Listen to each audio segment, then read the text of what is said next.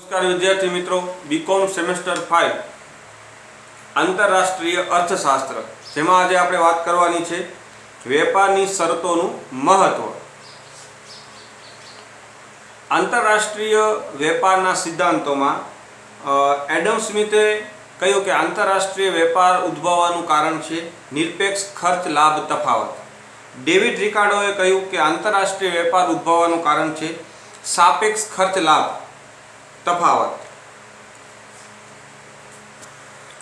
ત્યારબાદ હેક્સર અને ઓલીને કહ્યું કે આંતરરાષ્ટ્રીય વેપારમાં એટલે જે કહ્યું કે સાપેક્ષ ખર્ચ લાભ તફાવત હોય કે નિરપેક્ષ ખર્ચ લાભ તફાવત હોય તો આંતરરાષ્ટ્રીય વેપાર છે એ ઉદ્ભવે છે. પરંતુ આ નિરપેક્ષ ખર્ચ લાભ તફાવત કે સાપેક્ષ ખર્ચ લાભ તફાવત ઉદ્ભવવા પાછળના કારણો કયા છે? તો હેક્સર ઓલીને કહ્યું કે નિરપેક્ષ ખર્ચ લાભ તફાવત કે સાપેક્ષ ખર્ચ લાભ તફાવત ઉદ્ભવવાનું કારણ છે સાધનોનું પ્રમાણ. જે તે દેશમાં સાધનોના પ્રમાણ છે તેના પર સાપેક્ષ ખર્ચ લાભ તફાવત કે નિરપેક્ષ ખર્ચ લાભ તફાવતનો આધાર રહેલો છે. એટલે જે તે દેશમાં સાધનોનું પ્રમાણ છે એમાં જે ભિન્નતા છે એના કારણે સાપેક્ષ ખર્ચ લાભ તફાવત કે નિરપેક્ષ ખર્ચ લાભ તફાવત છે એ ઉદ્ભવે છે. તો આજે વાત કરી તે હતું કે આંતરરાષ્ટ્રીય વેપાર ઉદ્ભવવાનું કારણ. જો આંતરરાષ્ટ્રીય વેપાર ઉદ્ભવે છે તો જો નિરપેક્ષ ખર્ચ લાભ તફાવત હોય કે સાપેક્ષ ખર્ચ લાભ તફાવત જો ઉદ્ભવતો હોય તો આંતરરાષ્ટ્રીય વેપારથી છે લાભ પ્રાપ્ત થાય છે. એટલે કોઈ પણ બે દેશ જ્યારે વેપારથી જોડાય છે ત્યારે બંને દેશોને છે એ લાભ હોય છે. એટલે લાભ હોય તો જ વેપારથી તેઓ જોડાશે. એટલે નિરપેક્ષ ખર્ચ લાભ તફાવત હોય કે સાપેક્ષ ખર્ચ લાભ તફાવત હોય એવી પરિસ્થિતિમાં છે આંતરરાષ્ટ્રીય વેપાર છે એ શક્ય બને છે. તો આ જે સમજૂતી હતી તે શું હતી? તો કે એનાથી આંતરરાષ્ટ્રીય વેપાર છે લાભદાયી છે કે નહીં. એટલે કે એડમ સ્મિથ અને ડેવિડ રિકાર્ડોએ નિરપેક્ષ એટલે એડમ સ્મિથે નિરપેક્ષ ખર્ચ લાભના તફાવત દ્વારા અને ડેવિડ રિકાર્ડોએ સાપેક્ષ ખર્ચ લાભના સિદ્ધાંતની મદદથી બતાવ્યું કે આંતરરાષ્ટ્રીય વેપાર કઈ રીતે લાભદાયી બને છે. પણ આંતરરાષ્ટ્રીય વેપાર માટે જે લાભ પ્રાપ્ત થાય છે, કુલ લાભ જે આંતરરાષ્ટ્રીય વેપારથી પ્રાપ્ત થાય છે તે વિવિધ દેશો વચ્ચે કઈ રીતે વહેંચાય છે તેની સમજૂતી તેઓએ આપી નથી. એટલે રિકાર્ડોએ આંતરરાષ્ટ્રીય વેપારના ગુણાત્મક પાસા પર ધ્યાન કેન્દ્રિત કર્યું છે. આંતરરાષ્ટ્રીય વેપારના પરિમાણાત્મક પાસાની તેમણે અવગણના કરી છે તેમ લાગે છે. એટલે આંતરરાષ્ટ્રીય વેપારના આ પરિમાણાત્મક પાસાનું વિશ્લેષણ કરવાનો શ્રેય જે.એસ. મિલને ફાળે જાય છે. જુદા જુદા દેશો વચ્ચે આંતરરાષ્ટ્રીય વેપારના કુલ લાભની વહેંચણીનો આધાર વેપારની શરતો પર હોય છે. એ હકીકત તરફ ધ્યાન તેમણે દોર્યું. કોને? જે.એસ. મિલે. કે આંતરરાષ્ટ્રીય વેપારનો કુલ લાભની વહેંચણી જે થાય છે એટલે કુલ લાભ જે પ્રાપ્ત થાય છે એ જુદા જુદા દેશો વચ્ચેની વહેંચણી કેવી રીતે થશે તેનો આધાર કેના પર રહેલો છે? તો કે વેપારની શરતો પર રહેલો છે. તે તરફ એમને ધ્યાન દોર્યું. આ જ સંદર્ભમાં વેપારની શરતો અનુસાર જુદા જુદા ખ્યાલોની પણ રજૂઆત કરવામાં આવી છે. એટલે આ આંતરરાષ્ટ્રીય વેપાર છે લાભદાયી છે એના આપણે પહેલાં જોઈએ તો આંતરરાષ્ટ્રીય વેપારથી કેવા લાભ પ્રાપ્ત થાય છે. નિરપેક્ષ લાભ આપણે જોયા. તો આ આંતરરાષ્ટ્રીય વેપારથી સાપેક્ષ લાભ જે પ્રાપ્ત થાય છે એટલે કે જુદા જુદા દેશ છે A, B, C, D જુદા જુદા દેશ છે એટલે કયા દેશને કેટલો લાભ પ્રાપ્ત થયો, આ A ની તુલનામાં B ને કેટલો લાભ થયો, B ની તુલનામાં C ને કેટલો થયો, C ની તુલનામાં D ને કેટલો પ્રાપ્ત થયો. એટલે કે આ સાપેક્ષ લાભ જે છે, આ સાપેક્ષ લાભ એટલે આંતરરાષ્ટ્રીય વેપારથી કોઈ એક દેશને થતો લાભ, કોઈ એક દેશને મળતા સાપેક્ષ લાભનો ખ્યાલ તેની વેપારની શરતો પરથી આપણે જાણી શકીએ છીએ. આપણે વેપારની શરતોનો ખ્યાલ મેળવ્યો કે વેપારની શરતો એટલે શું. બરાબર? કે નિકાસ કરવામાં આવતા એકમોને સામે આયાત એકમો કેટલા પ્રાપ્ત થાય છે તો એને આપણે વેપારની શરતો તરીકે ઓળખીએ છીએ. તો જે કુલ લાભ છે એટલે કે વેપારના જે કુલ લાભમાં જે આપણે કહીએ નિરપેક્ષ લાભ અને સાપેક્ષ લાભ, એમ બે રીતે છે એ લાભનું છે વર્ગીકરણ કરવામાં આવે છે। તો નિરપેક્ષ લાભની જે આપણે વાત કરી, નિરપેક્ષ લાભ તો દરેક દેશને જો લાભ પ્રાપ્ત થતો છે આંતરરાષ્ટ્રીય વેપારથી તો જ આંતરરાષ્ટ્રીય વેપારથી જોડાશે। એટલે નિરપેક્ષ ખર્ચ તફાવત હોય કે સાપેક્ષ ખર્ચ લાભ તફાવત હોય તો આંતરરાષ્ટ્રીય વેપાર ઉદ્ભવશે। એટલે બંને દેશોને એનાથી વધતા ઓછા પ્રમાણમાં લાભ પ્રાપ્ત થતો હશે। પણ જે તે દેશને જ્યારે વેપારથી જોડાય છે ત્યારે ચોક્કસ લાભ એને કેટલો પ્રાપ્ત થાય છે, એટલે કુલ જે આંતરરાષ્ટ્રીય વેપાર માંથી જે લાભ પ્રાપ્ત થાય છે, વિવિધ દેશો વચ્ચેની વહેંચણી કેવી રીતે થાય છે, એટલે કયા દેશને કેટલો લાભ થયો આંતરરાષ્ટ્રીય વેપારથી એ ચોક્કસ આપણે જાણવું છે તો એ આપણે વેપારની શરતો દ્વારા જાણી શકીએ છીએ। એટલે વેપારની શરતોનું આ મહત્વ છે કે વેપારની શરતો છે એ આપણને શું દર્શાવે છે તો કે આંતરરાષ્ટ્રીય વેપારના જે કુલ લાભની વહેંચણી છે એ કેવી રીતે થાય છે વિશ્વના જુદા જુદા દેશો વચ્ચે, તો તેની સમજૂતી આપણને વેપારની શરતો દ્વારા પ્રાપ્ત થાય છે। વેપારની શરતોનો તો આપણને ખ્યાલ છે કે બે દેશો વચ્ચે જે દરે ચીજ વસ્તુઓનો વિનિમય થાય છે તેને વેપારની શરતો કહેવામાં આવે છે। તો આ જે વેપારની શરતો છે, વેપારની શરતો અનુસાર જુદા જુદા ખ્યાલોની રજૂઆત કરવામાં આવી છે।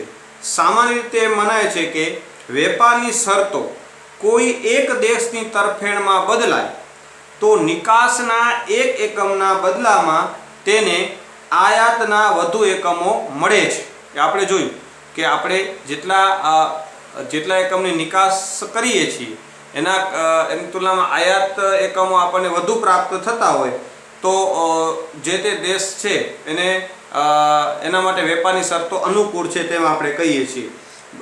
જે નિકાસ એક એકમના બદલામાં તેને આયાતના વધુ એકમ મળે છે, એટલે કે અને એટલા અંશે આંતરરાષ્ટ્રીય વેપારના કુલ લાભમાં તેનો હિસ્સો વધે છે। વેપાર તેના માટે વધુ લાભદાયક બને છે। આ વાત પ્રસિદ્ધ અર્થશાસ્ત્રીઓ પણ માનતા હતા કે વેપારની શરતોમાં અનુકૂળ ફેરફાર થાય તો પ્રસ્તુત દેશને વેપારનો લાભ વધુ મળે છે। એટલે લાભ તો બંનેને થશે, પરંતુ જ્યારે એ દેશ છે એક એકમની શું કરે છે, નિકાસ કરે છે અને બદલામાં બે એકમ પ્રાપ્ત કરે છે તો વધુ લાભ કોને છે તો કે એ ને છે, અને બી ને કેવો લાભ છે, ઓછો લાભ છે। લાભ તો બંનેને હશે, જો નિરપેક્ષ લાભ હશે તો જ બંને દેશો જોડાશે। જો આ બે દેશને બિલકુલ લાભ નહીં હોય તો આંતરરાષ્ટ્રીય વેપાર છે એ ઉદ્ભવશે જ નહીં, બરાબર। એટલે અહીં ઉદ્ભવવાની તો વાત થઈ, પરંતુ દરેક દેશ વચ્ચે એક દેશની તુલનામાં બીજા દેશને કેટલો વધુ કે ઓછો લાભ પ્રાપ્ત થાય છે એ આપણે જાણવું છે, તો એનો ખ્યાલ આપણને વેપારની શરતો દ્વારા મળે છે। તો આ વાત છે। એટલે પ્રસિદ્ધ અર્થશાસ્ત્રીઓ પણ માનતા હતા કે વેપારની શરતોમાં અનુકૂળ ફેરફાર થાય તો પ્રસ્તુત દેશને વેપારનો વધુ લાભ મળે છે, બરાબર। પરંતુ જે.એસ. મિલ, માર્શલ, એજવર્થ અને ટોસિંગ જેવા કેટલાક અર્થશાસ્ત્રીઓએ ભારપૂર્વક સ્પષ્ટતા કરી કે વેપારની શરતોમાં અનુકૂળ ફેરફાર કયા કારણોસર થયો છે, એટલે કયા કારણોસર થયો છે એ વાત મહત્વની છે। એમને કહ્યું કે એક દેશની તુલનામાં બીજા દેશને વધુ લાભ પ્રાપ્ત થાય છે, એટલે વેપારની શરતો છે આ એ દેશની તરફેણમાં ગઈ તો એ દેશને તરફેણમાં વેપારની શરતો ગઈ, અનુકૂળ ફેરફાર થયા એ દેશમાં, એ દેશ એક એકનું નિકાસ કરે છે અને બદલામાં બે વાય મેળવે છે તો આના તરફેણમાં છે વેપારની શરતો, એટલે એને કેવી છે, અનુકૂળ થઈ છે। તો અનુકૂળ ફેરફાર થયા એના કારણો કયા છે, એ કારણ એટલે કયા કારણોસર એ દેશને વધુ લાભ પ્રાપ્ત થયો બીની તુલનામાં, તો એ વાત મહત્વની અહીં છે।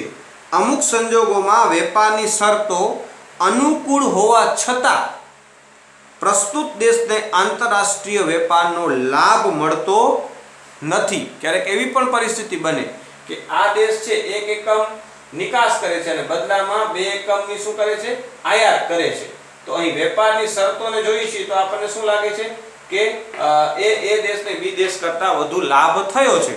પણ ઘણી વખત પરિસ્થિતિ એવી હોય છે કે અહીં વેપારની શરતો છે એ અનુકૂળ જણાતી હોય તેમ છતાં પણ પ્રસ્તુત દેશ એટલે આપણે એ દેશ છે એને લાભ પ્રાપ્ત થતો હોતો નથી. એટલે આ સંદર્ભમાં માર્શલે દર્શાવ્યું છે કે શા માટે નથી થતો. તો માર્શલે અહીં દર્શાવ્યું છે કે નિકાસ વસ્તુઓના ઉત્પાદન ખર્ચમાં વધારો થતાં નિકાસ વસ્તુના ભાવો વધે તો વેપારની શરતોમાં અનુકૂળ ફેરફાર થાય છે, પણ વેપારનો લાભ વધતો નથી. અહીં એ અને બી દેશ આપણે લીધા. હવે એ દેશ છે એના આ એક્સ વસ્તુનું ઉત્પાદન કરે છે અને અહીં વાયનું, બી દેશ વાયનું ઉત્પાદન કરે છે. હવે આ દેશ છે આના નિકાસ વસ્તુના ભાવાંક છે કેટલા 8 રૂપિયા, આયાત વસ્તુના ભાવાંક કેટલા છે 7 રૂપિયા છે. તો હવે માની લો કે નિકાસ ભાવાંકો છે એ વધે છે અને કેટલા થાય છે, અહીં માની લો કે 10 રૂપિયા થાય છે. નિકાસ ભાવાંકોમાં શું થયો, વધારો થયો. આયાત ભાવાંકમાં કોઈ વધારો થતો નથી. એટલે હવે જ્યારે આ નિકાસ કરશે ત્યારે એના ભાવાંક વધ્યા તો આને શું થશે, વેપારની શરતોનો એ દેશ માટે કેવી બની, અનુકૂળ થઈ અહીં.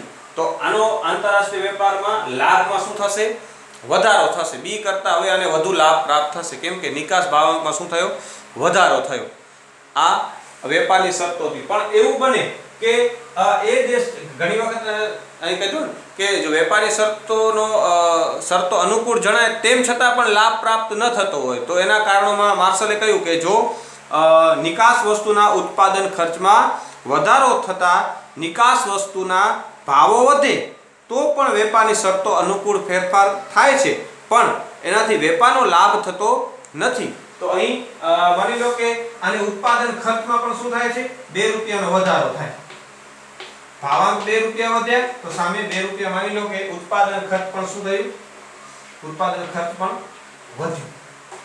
તો આનું ઉત્પાદન ખર્ચ પણ 2 રૂપિયા વધ્યું છે, બરાબર.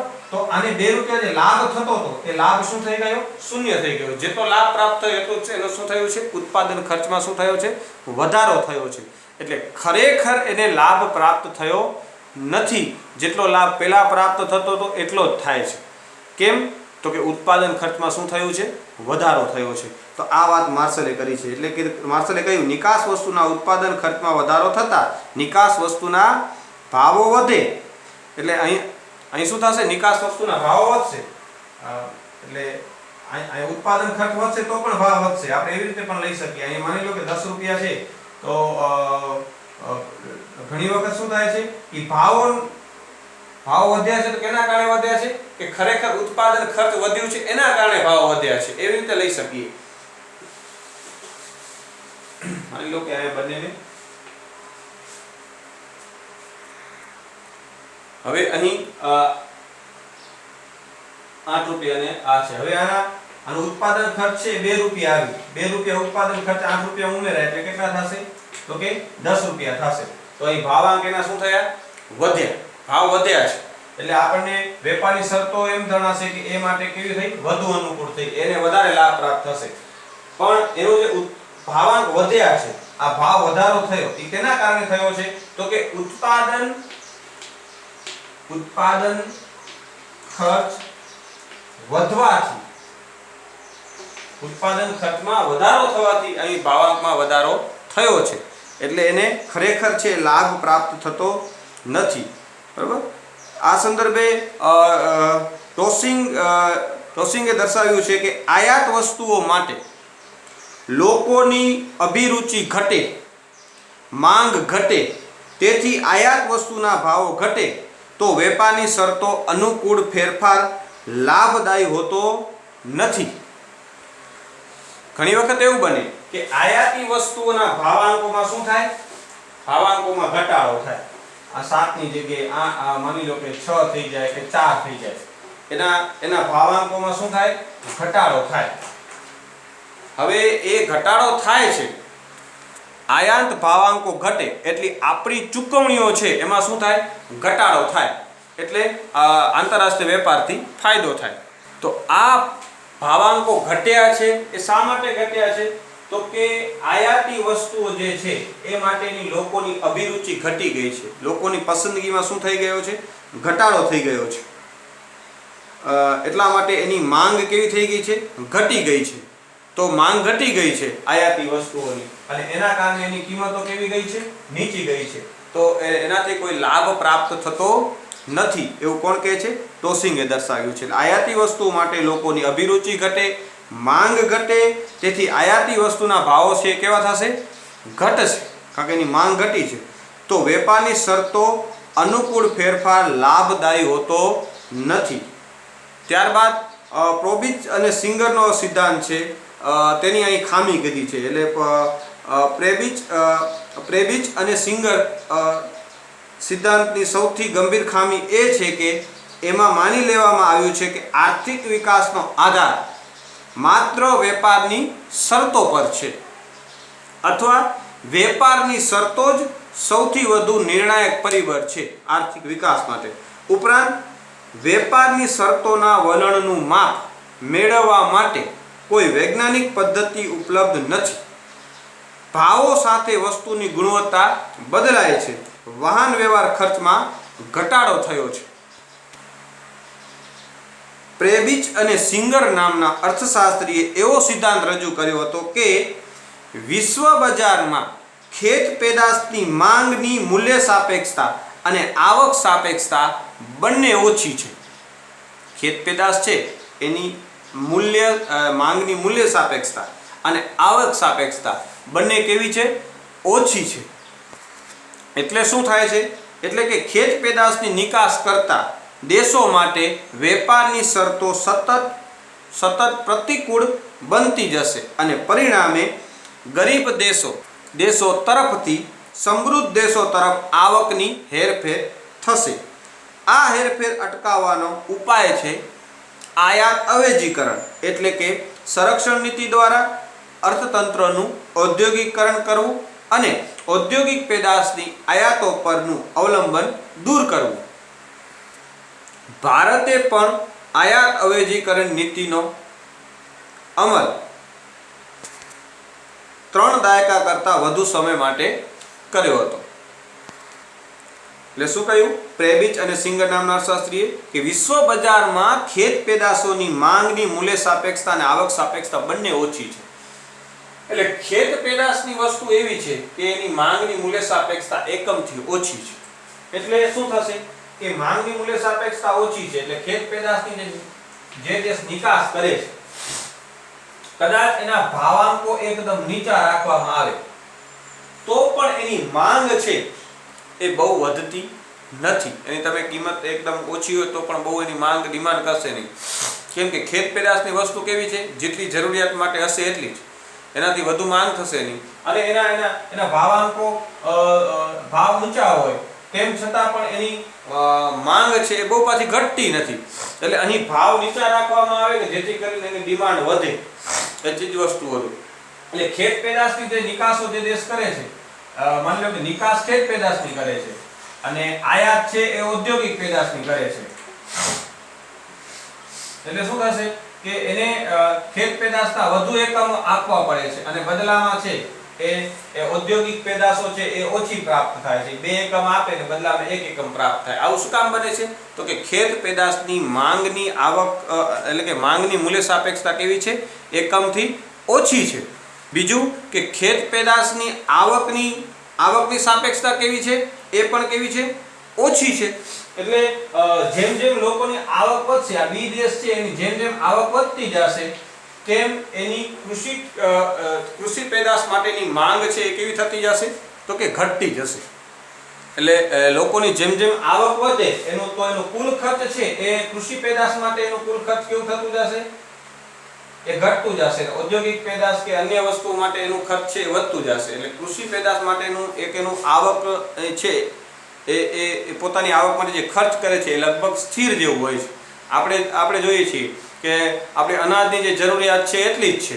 હવે એની માની લો કે આપણી આવક એકદમ વધી, 50,000 રૂપિયા મહિને આવક હોય એની જગ્યાએ 5 લાખ થઈ ગઈ માની લો, તો હું જેટલું અનાજ ખાઉં છું, 5 રોટલી ખાઉં છું તો 5 જ ખાઈશ, કે 50 ખાવા નહીં મંડી જાઉં. કેમ? તો કે એનું મોટા ભાગે જે બજેટ હશે એ કેવું રહેશે? તો કે સ્થિર જ રહેશે આવકની સાથે. હા, મારી બીજી માંગ વધી જશે, મોબાઈલ 1 ને 2 લઈશ, બરાબર, મકાન બનાવીશ કે અન્ય કોઈ પણ, જરૂરિયાતો છે એની કેવી છે, માંગની આવકની મૂલ્ય સાપેક્ષતા કેવી છે, એ વસ્તુની આવક સાપેક્ષતા વધુ હોય છે અને આવક સાપેક્ષતા કેવી હોય છે, ઓછી હોય. એટલે આવક વધતી જાય તેમ એની ડિમાન્ડ છે એ વધતી નથી. એટલે આ વિકાસશીલ દેશો છે એ કૃષિ પેદાશની વિકસિત દેશોમાં જ્યારે નિકાસ કરે છે ત્યારે એને એના માટે વેપારની જે શરતો છે એ કેવી રહે છે, તો કે પ્રતિકૂળ રહે છે. શા માટે એવું બને છે, તો કે કૃષિ પેદાશમાં એટલે કે વિશ્વ બજારમાં ખેત પેદાશોની માંગની મૂલ્ય સાપેક્ષતા અને આવક સાપેક્ષતા બંને કેવી હોય છે, ઓછી હોય છે. આવક સાપેક્ષતાનો પણ તમને ખ્યાલ હશે અને માંગની મૂલ્ય સાપેક્ષતાનો પણ ખ્યાલ હશે. એકમથી ઓછી માંગની મૂલ્ય સાપેક્ષતા હોય તો એની કિંમતો ઘટશે. એટલે ડિમાન્ડ છે આ એ દેશની કૃષિ પેદાશની માંગ છે એ મોટા ભાગે કેવી હોય છે, સ્થિર હોય છે. એટલે આ દેશો છે ઔદ્યોગિક પેદાશ એટલે કૃષિ પેદાશનું ઉત્પાદન કરે છે એટલે ઔદ્યોગિક પેદાશની આ એ દેશમાં શું હશે, માંગ હશે. એટલા માટે અહીં જે છે આપણે જોઈએ છીએ કે આ દેશને આર્થિક વિકાસ કરવા માટે બી દેશ પાસેથી કેટલીક વસ્તુઓ છે, ખાસ કરીને અલ્પવિકસિત દેશોને આર્થિક વિકાસ કરવા માટે કેટલાક યંત્રો છે કે અન્ય ઔદ્યોગિક પેદાશોની શું કરવી પડે છે, આયાત કરવી પડે છે. ત્યારે એ કૃષિ પેદાશના વધુ એકમો ચૂકવી અને બદલામાં જે વિકસિત દેશો છે ઓછા ને ઓછા એકમો એ રીતે આપે છે. એટલે એમના માટે વેપારી શરતો છે કેવી રહે છે, હંમેશા પ્રતિકૂળ જોવા મળે છે. મોટા ભાગે પ્રતિકૂળ જોવા મળે છે એવું જણાય છે. એટલા માટે આને દૂર કરવા માટે એટલે આ પ્રતિકૂળ આથી શું થાય છે, તો આ ખેત પેદાશની નિકાસ કરતા દેશો માટે વેપારની શરતો સતત પ્રતિકૂળ બનતી જશે અને પરિણામે ગરીબ દેશો તરફથી સમૃદ્ધ દેશો તરફ આવકની હેરફેર થશે. એટલે ગરીબ દેશોમાંથી આવક બધી કોણ લઈ જાય છે, આવા જે વિકસિત દેશો છે એ લઈ જાય છે. આ રીતે આ હેરફેરને અટકાવવાનો ઉપાય શું છે, તો કે અવેજીકરણ એટલે કે સંરક્ષણ નીતિ દ્વારા અર્થતંત્રનું ઔદ્યોગિકરણ કરવું અને ઔદ્યોગિક પેદાશોની આયાતો પર અવલંબન દૂર કરવું. એટલે આ જે ઔદ્યોગિક પેદાશની જે આયાતો થાય છે વિકસિત દેશો માટે એનું ઉત્પાદન છે એ ઘર આંગણે કરવું. આયાત અવેજીકરણ, જે વસ્તુ તમે આયાત કરો છો અન્ય દેશમાંથી એના જેવી જ વસ્તુઓ છે એ દેશમાં ઉત્પાદન કરવી. એટલે આયાત પર પ્રતિબંધ મૂકો, આયાતને ઓછી કરવાનો પ્રયત્ન કરો. એને આપણે આયાત અવેજીકરણ અથવા તો જે વેપારની સંરક્ષણની નીતિ જેને કહેવાય, વિદેશમાંથી જે આયાત થાય છે એના પર આયાત પરિમાણ નક્કી કરવામાં આવે અથવા તો આયાત જકાત છે એ વધારવામાં આવે. તો આવી રીતે છે એ દેશમાં ઔદ્યોગિકરણની પ્રક્રિયાને વેગ આપવો અને એવી જે આયાત કરીએ છીએ જે વસ્તુ એના ઘર આંગણે કે દેશમાં જ ઉત્પાદન કરવું એવો પ્રયત્ન કરવામાં આવે. એટલા માટે શું થાય, એવું કરવાથી વેપારની આપણી શરતો છે એ આપણા માટે પ્રતિકૂળ છે એને આપણે અનુકૂળ બનાવી શકીએ. એટલે આયાતો આપણી ઘટે અને નિકાસો છે નિકાસ કમાણી છે આપણી વધે અથવા તો એનાથી જે ગેરલાભ પ્રાપ્ત થાય છે એને આપણે ઘટાડી શકીએ. તો આ રીતે ભારતે પણ આયાત અવેજીકરણની નીતિનો છે એ અમલ કર્યો હતો. 3 દાયકા કરતાં વધુ સમય માટે ભારતે પણ આયાત અવેજીકરણની નીતિનો છે એ આયાત અવેજીકરણ નીતિ છે એ અમલમાં મૂકેલી હતી. હવે વેપારની શરતો વિકસિત દેશોની તરફેણમાં ગઈ છે કારણ કે વસ્તુઓ અને સાધનોના બજારમાં વિકસિત દેશોનો ઇજારો છે. હવે વસ્તુઓ અને સાધનોના બજારમાં વિકસિત દેશોનો શું છે, ઇજારો છે. અને તેથી ટેકનિકલ પ્રગતિના લાભો સાધન માલિકોને ઊંચે જતી આવકોના સ્વરૂપમાં તેમને જ મળ્યા છે. કોને, વિકસિત દેશોને, કારણ કે એમનો ઇજારો છે ટેકનિકલ બાબતો. એટલે મેં કીધું ને કે યંત્રો અને આવી બધી વસ્તુઓ જે આર્થિક વિકાસ માટે એકદમ આવશ્યક છે એવી વસ્તુ વિકસિત અલ્પવિકસિત દેશો પાસે મુખ્ય જે નિકાસ કરવા માટે વસ્તુઓ કઈ છે, તો કે કૃષિ પેદાશ જ છે. અને કૃષિ પેદાશની માંગ છે એ મોટા ભાગે કેવી હોય છે, સ્થિર હોય છે, બહુ વધારો એમાં થતો નથી. અને વિકસિત દેશો છે એની આવક બહુ ઝડપથી વધે છે અને આવક જેમ ઝડપથી વધે તેમ કૃષિ ક્ષેત્ર માટેનો એમનું જે ખર્ચ છે એટલે કૃષિ પેદાશ માટેનો જે ખર્ચ છે એ પણ કેવું રહે છે, એમનું યથાવત રહે છે. એટલે જ્યારે વિકસિત દેશો ટેકનિકલ પ્રગતિના પરિણામે ઉત્પાદકતામાં જે વૃદ્ધિ થઈ છે અથવા ઉત્પાદન ખર્ચમાં જે ઘટાડો થયો છે તેનો લાભ ઘટતા ભાવોના સ્વરૂપમાં વહેંચાઈ ગયો છે.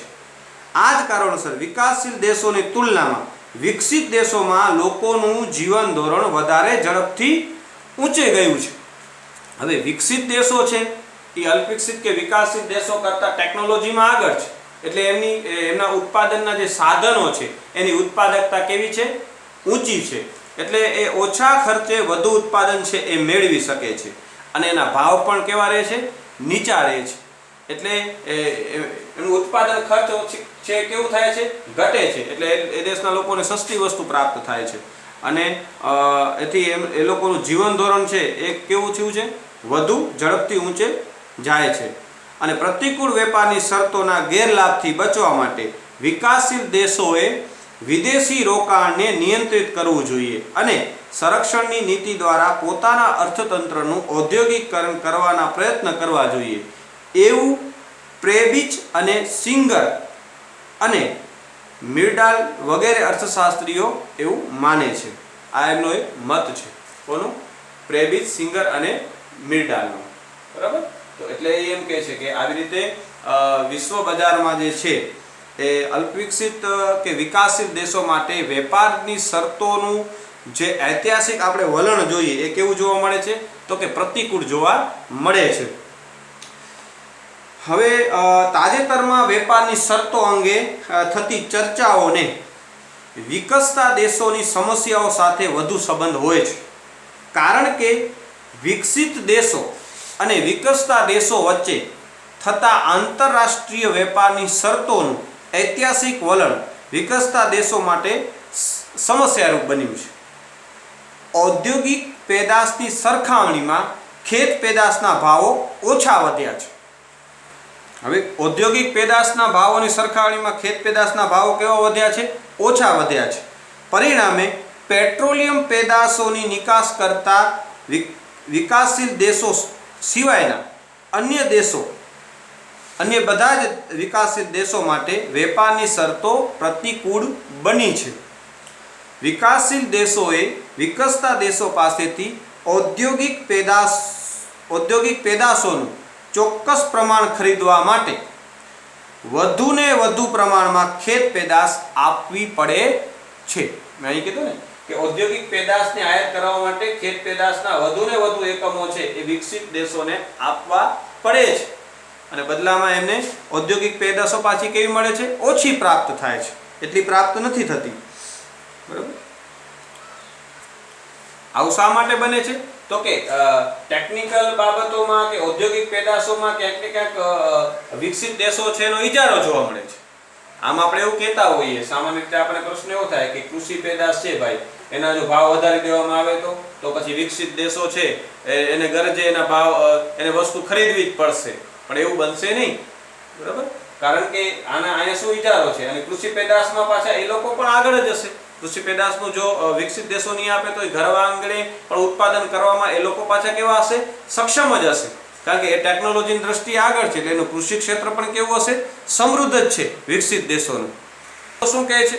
શું કરે છે કે કારણ કે એ પોતાના સાધનો કૃષિની જગ્યાએ વધુ ક્યાં લગાડે છે? ઔદ્યોગિક ક્ષેત્રમાં. એને ખબર છે કે ઔદ્યોગિક પેદાશોની આ લોકોને વિકસિત અલ્પવિકસિત કે વિકાસશીલ દેશોને ગરજ હશે એટલે એ લોકો ખરીદવાના છે અને એની પાસેથી કૃષિ પેદાશ આપણે ઘર આંગણે ઉત્પાદન કરી એના કરતાં પણ સસ્તી આપણે મેળવી લેશું.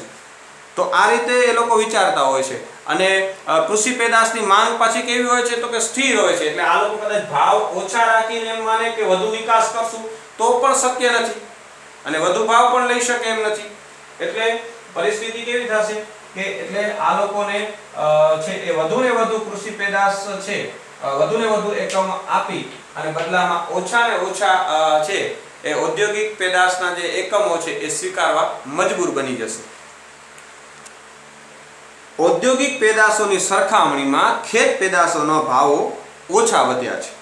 પરિણામે પેટ્રોલિયમ પેદાશની નિકાસ કરતા વિકાસશીલ દેશો સિવાય અને બધા જ દેશો માટે વેપારની શરતો પ્રતિકૂળ બની છે. વિકાસશીલ દેશોએ વિકસિત દેશો પાસેથી ઔદ્યોગિક પેદાશોનું ચોક્કસ પ્રમાણ ખરીદવા માટે વધુને વધુ પ્રમાણમાં ખેત પેદાશો આપવી પડે છે. હવે રાષ્ટ્રીય અને આંતરરાષ્ટ્રીય ક્ષેત્રે નીતિ વિષયક નિર્ણયો લેવામાં વેપારની શરતો ખૂબ મહત્વની છે, પરંતુ નીતિ વિષયક નિર્ણયોમાં વેપારની શરતો અને એમાં ફેરફારોનો ઉપયોગ કરતા પહેલા કેટલીક ટેકનિકલ સમસ્યાઓનું નિરાકરણ થાય તે જરૂરી છે। તો એ કઈ બાબતો છે? તો કે એક છે વેપારની શરતો માપવા માટે વિદેશી ચલણમાં દર્શાવવામાં આવતી કિંમતનો ઉપયોગ કરવો જોઈએ। જો સ્થાનિક ચલણમાં દર્શાવેલ કિંમતો ઉપલબ્ધ હોય તો તેનું વિદેશી ચલણમાં પ્રદર્શિત કિંમતોમાં રૂપાંતર કરી શકાય, પણ એ માટે આયાતો અને નિકાસો બંને માટે એક સરખો વિનિમય દર હોવો જોઈએ। આ પહેલી શરત। બીજું, વેપારની શરતોના ફેરફારોને માપવા માટે લાંબો સમયગાળો આવરી લેવામાં આવતો હોય ત્યારે યાદ રાખવું જોઈએ કે આયાત વસ્તુઓ અને નિકાસ વસ્તુઓ બંનેની ગુણવત્તા બદલાઈ ગઈ હોય છે। ઉપરાંત આયાત વસ્તુઓ અને નિકાસ વસ્તુઓનું સંયોજન પણ બદલાઈ ગયું હોય છે, એટલે અહીં ગુણવત્તાના પ્રશ્નને પણ અહીં ધ્યાનમાં રાખવો જરૂરી છે, કારણ કે ગુણવત્તા પણ શું કરે છે? અસર કરે છે। ત્રીજું છે આયાત ભાવાંક અને નિકાસ ભાવાંક બંનેમાં પાયાના વર્ષના સંદર્ભમાં ચાલુ વર્ષે કેવો અને કેટલો ફેરફાર થયો છે એ જાણવા માટે પાયાના વર્ષની પસંદગી કરવી પડે છે, અને આ કામ સહેલું નથી। પાયાના વર્ષ તરીકે પસંદ કરવામાં આવેલા વર્ષમાં નિકાસ ભાવો અસાધારણ રીતે ખૂબ ઊંચા હોય તો ચાલુ વર્ષે વેપારની શરતો પ્રતિકૂળ બની ગયેલી જણાશે। એનાથી વિપરીત પાયાના વર્ષ તરીકે પસંદ કરવામાં આવેલા વર્ષમાં નિકાસ ભાવો અસાધારણ રીતે ખૂબ નીચા હોય તો ચાલુ વર્ષે વેપારની શરતો અનુકૂળ જણાશે। એટલે કે પાયાના વર્ષની પસંદગી છે એ યોગ્ય રીતે થાય તે જરૂરી છે। એટલે મેં પહેલાં પણ કીધું હતું, પાયાનું વર્ષ એવું પસંદ કરવામાં આવશે કે જે વર્ષે આયાત ભાવાંક અને નિકાસ ભાવાંકમાં બહુ વધારો કે ઘટાડો થયેલો ન હોય એવા વર્ષને છે એ પસંદ કરવામાં આવતું હોય છે। રાષ્ટ્રીય સ્તરે કે આંતરરાષ્ટ્રીય ક્ષેત્રે નીતિ વિષયક જ્યારે નિર્ણયો લેવામાં આવે છે ત્યારે આ વેપારની શરતો છે એ ખૂબ મહત્વની બને છે, પરંતુ નીતિ વિષયક નિર્ણયોમાં વેપારની શરતો અને એમાં ફેરફારોનો ઉપયોગ કરતા પહેલા, એટલે એમાં જો આ વેપારની શરતોનો અને એમાં ફેરફારોનો જ્યારે આપણે ઉપયોગ કરીએ છીએ ત્યારે આ કેટલીક બાબતો જે છે જે અહીં શરતો કીધી એનો આપણે ખ્યાલ રાખવો જોઈએ, તો વેપારની શરતો છે એ આપણને નીતિ વિષયક નિર્ણયો લેવામાં મહત્વની સાબિત થાય છે। હવે આ વિકસતા દેશોનું ધ્યેય વેપારની શરતોને પ્રતિકૂળ બનતી અટકાવવાનું છે, પણ આ ધ્યેયની સિદ્ધિ માટે સરળ અને અસરકારક ઉપાયો ઉપલબ્ધ નથી। પેટ્રોલિયમનું ઉત્પાદન અને નિકાસ કરતા દેશો ઉત્પાદન ઘટાડીને અને બજાર ભાવો વધારીને વેપારની શરતોને પોતાની તરફેણમાં લાવી શક્યા છે, કેમ કે ઓપેક નામનું આ સંગઠન મજબૂત છે પેટ્રોલિયમ પેદાશનું ઉત્પાદન કરતા દેશોનું। એટલે પેટ્રોલિયમનો તેમની પાસે ઇજારો છે અને પેટ્રોલિયમની અવેજી વસ્તુઓ ઉપલબ્ધ નથી। અન્ય વિકસતા